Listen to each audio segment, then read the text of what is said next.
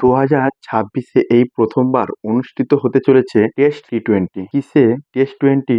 অবাক হলেন নিশ্চয়ই? হ্যাঁ ভাই, সবই জানাবো এই ভিডিওর মাধ্যমে। তাহলে একটু ধৈর্য সহকারে ভিডিওটি সম্পূর্ণ দেখুন। আর যারা যারা এখনো আমাদের চ্যানেলটি সাবস্ক্রাইব করেননি তারা অবশ্যই আমাদের চ্যানেলটি সাবস্ক্রাইব করুন। আর যারা ভিডিওটি ফেসবুক থেকে দেখছেন তারা অবশ্যই ফেসবুক পেজটি ফলো করুন। 20 জানুয়ারিতে অনুষ্ঠিত হতে চলেছে টেস্ট টি-টোয়েন্টি। এবার থেকে টেস্ট টি-টোয়েন্টি আপনারা দেখতে পাবেন।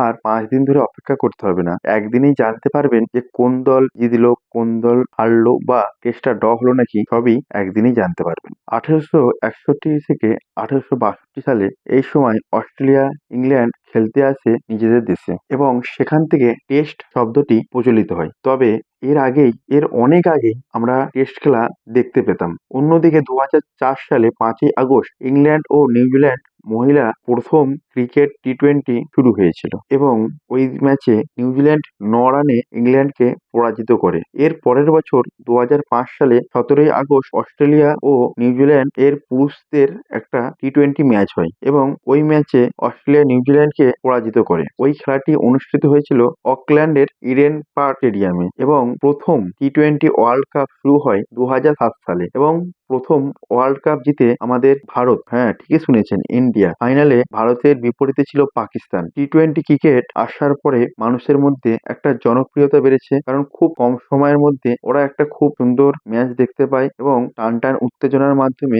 এই ম্যাচটি শেষও হয়। আচ্ছা, আপনাদের কি মতামত এই টি-টোয়েন্টি টেস্ট ম্যাচ নিয়ে? একদিনের মধ্যে কোন দল জিতছে, কোন দল হারছে এবং টেস্টটা ড্র হচ্ছে নাকি তাও জানতে পারবেন। এই নিয়ে আপনারা কত এক্সাইটেড তা অবশ্যই কমেন্ট করে জানাবেন। আর যারা যারা আমাদের ভিডিওটি এতক্ষণ ধরে দেখছিলেন তাদের সবাইকে জানাই আরো একবার ধন্যবাদ।